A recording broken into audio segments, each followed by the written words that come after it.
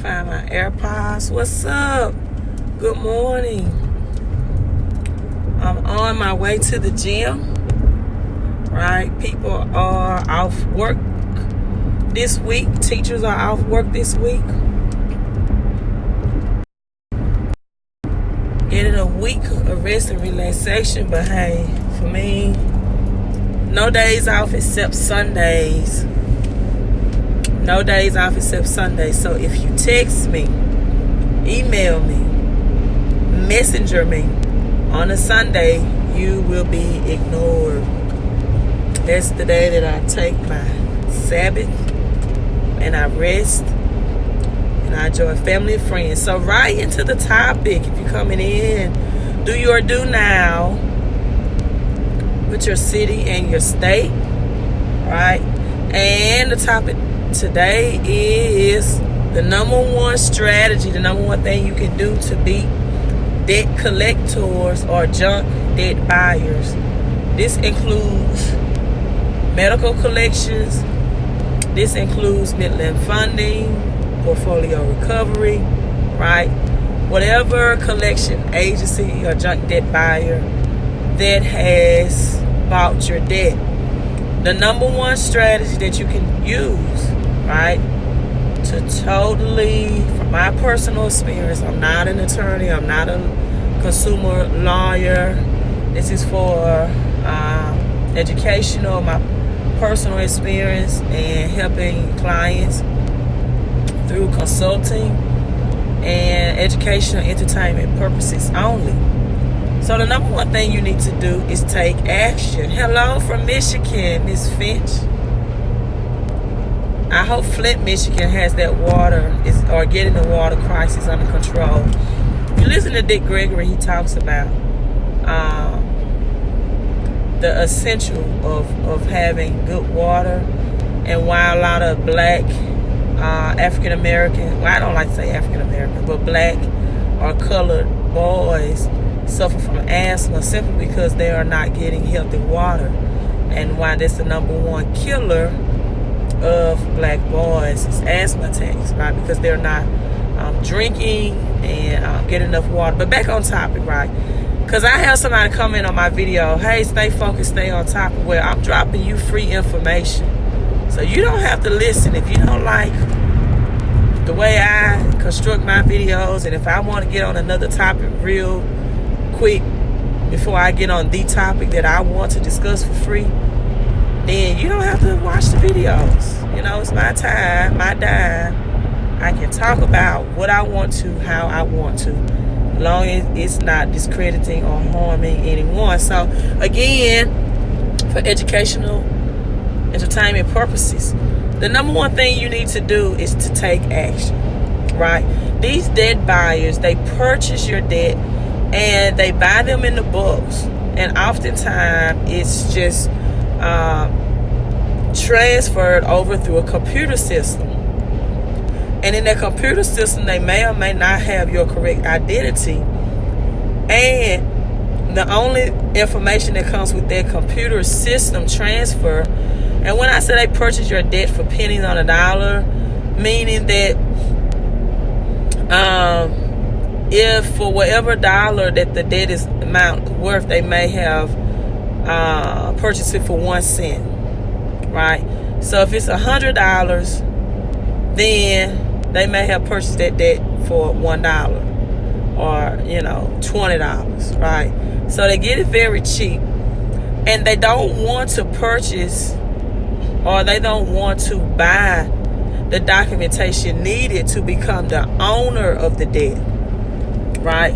See, it's a difference between buying something so that you can have control over it, in a sense, versus owning something.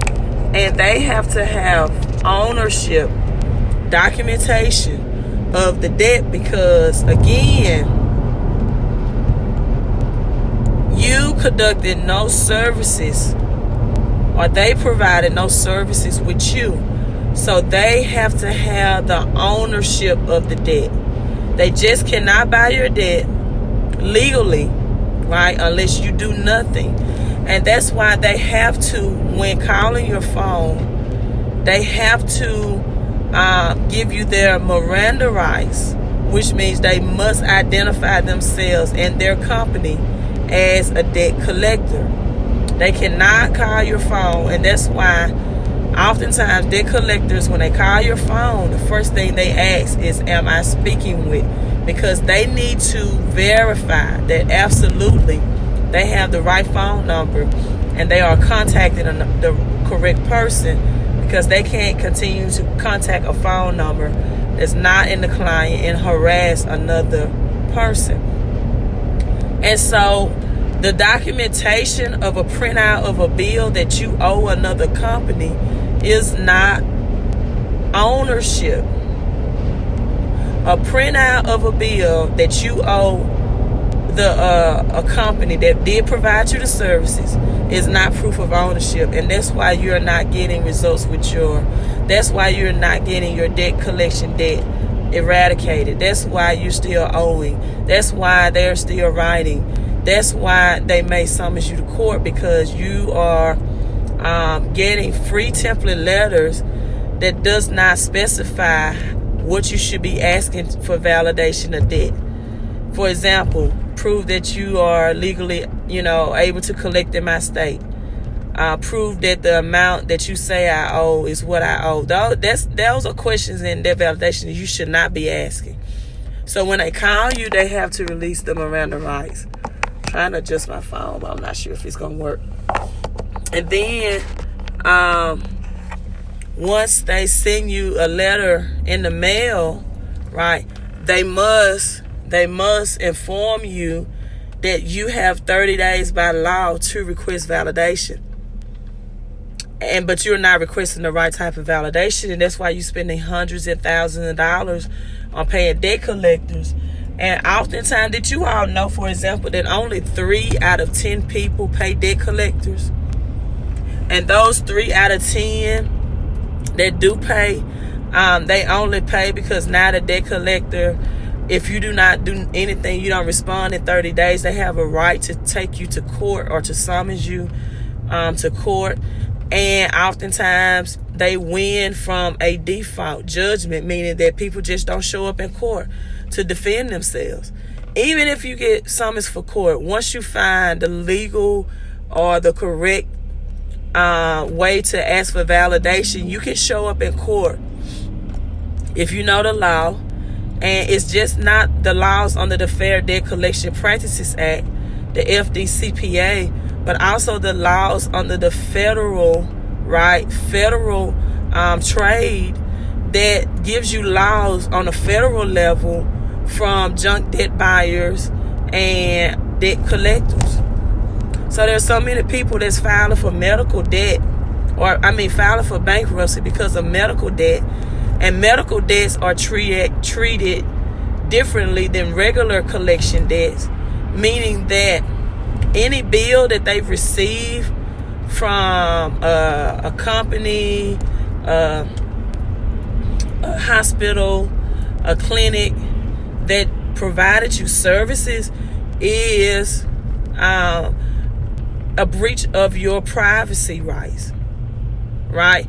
And so if they show you that bill as validation or proof that you owe them, then you have them 2 ways.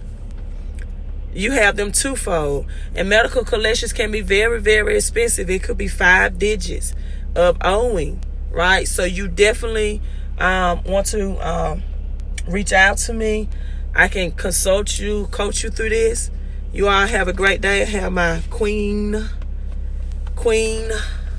hoodie on, and get your credit fixed for Christmas. Now is always the best time to get your credit fixed or to improve your credit, right? I'm a credit improvement specialist, and this is always the best time because they want you to get money. They want you to they really want you to get in debt. They want you to apply for these credit cards. They want you to apply for these charge cards so you can go out and shop and be a consumer, right? We're built on capitalism, meaning that every month is designed.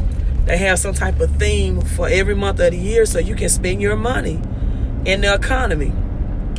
January is Valentine's. January is New Year's Eve. February is Valentine's Day. March is spring break, right? St. Patty Day, I believe, too. April is April Fools. May is graduation for high schools and colleges, elementary, pre-K, and Mother's Day. And then you have June, Father's Day, and July, 4th of July. Now, August is back to school. September, Labor Day. October, Halloween. November, Thanksgiving this month. Then December is Christmas, and it rotates and recycles all over again. And so we are built on a capitalist society where every month they have a theme, they have something that they want you to celebrate and partake in, so you can be consumers and spend your money.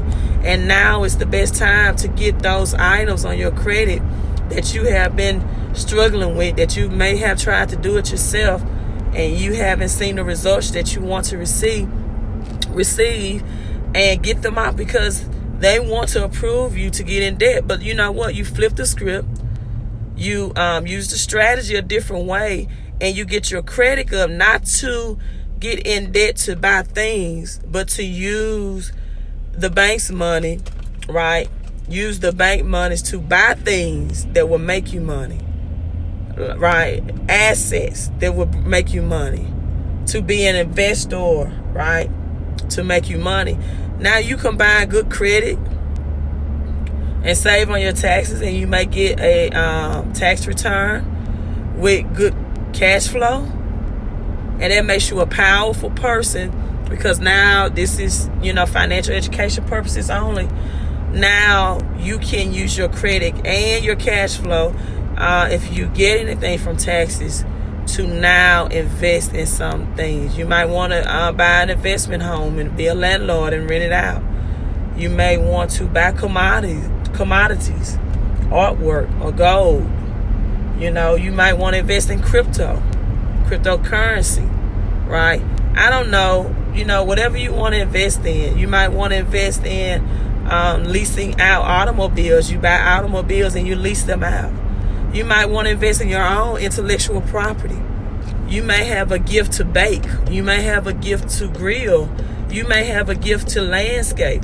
And you need equipment. You need better equipment. You need to pay for marketing. You need to, upgrade. You need to get a new vehicle for your landscaping or for your lawn services. Whatever, invest in yourself. Invest in yourself. Get the bank's money. Right? TBM, the bank's money, and increase your cash flow, because 75 million Americans make approximately $33,000 a year. And so when you don't have the money, I tell people credit is for the lower middle class, right? Who don't have enough money in their jobs and their salaries. And they need to use the bank money to invest to make more money. Just flip the script. Stop talking about credit cards are evil and being in debt is bad. Debt is nothing but printed money. Debt is, if you look under your dollar bill, your $5 bill, your $20 bill, your $100 bill, whatever it may be, it will inform you that this is a note, a legal tender to be used, right, for debts. That's all that is. It's printed currency. Just printed on paper. So how you use it can make you rich, or it can make you living paycheck to paycheck. Depends on how you use that printed money, how you use that plastic card. Credit is nothing but booking entries, enter into a system of purchases made. You can use a credit card. I've done it to purchase my first rental house, for example, $5,000. Or you can use a credit card to purchase items that if you had a yard sale, you wouldn't even be able to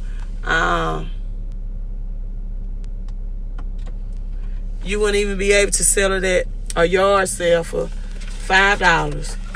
I tell students, I teach all the time, if you want to know If what you're spending your money on is of value, then have a yard sale and tell me how much the items that you purchase, about how much you can get from a yard sale. See, this is how people are afraid. Oh, there's no such thing as good debt and bad debt. You can use this to enough of these to purchase a home and get cash flow by being a landlord every month. It tells you right on here, this is a note, a legal tender for our debts, public and private. And it didn't say to pay off our debts. It just said this is a legal tender for our debt. You know? Meaning that you can use it to discharge a debt, but or to say, hey, okay, you don't owe me, I don't have an IOU against you anymore, but legally you cannot use it to pay a debt because it's not money. It's a printed note. All right. Hey, have a great day.